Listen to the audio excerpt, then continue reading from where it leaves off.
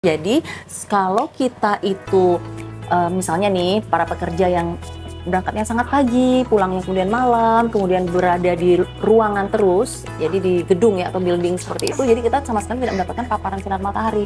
Itulah salah satu faktor risiko populasi atau orang-orang yang akan kekurangan vitamin D.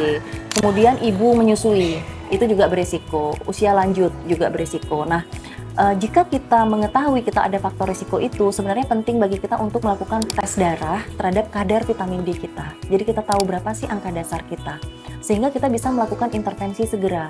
Apakah kita perlu menambah paparan kita dari sinar matahari, atau memang kita memerlukan tambahan vitamin D3 yang harus kita minum setiap harinya gitu. Kalau kita bicara tentang makanan, sebenarnya beberapa makanan mempunyai kadar vitamin D, tetapi sayangnya tidak terlalu tinggi. Sehingga kalau kita hanya mengandalkan dari makanan saja, itu kebutuhan harian kita mungkin tidak cukup.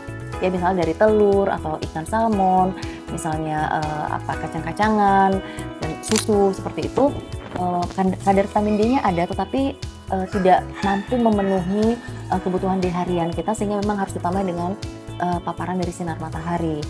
Cuma kalau memang tidak memungkinkan untuk mendapatkan paparan sinar matahari dan kita mengetahui kadar vitamin D di darah kita rendah, maka kita harus menambahkan dengan tambahan vitamin D3 yang harus kita minum setiap hari. Minimal untuk mencukupi kebutuhan vitamin D harian kita dan untuk mendapatkan kesehatan yang optimal, maka dosis maintenance atau pemeliharaan vitamin D sekitar 800 sampai 1000 international unit per hari.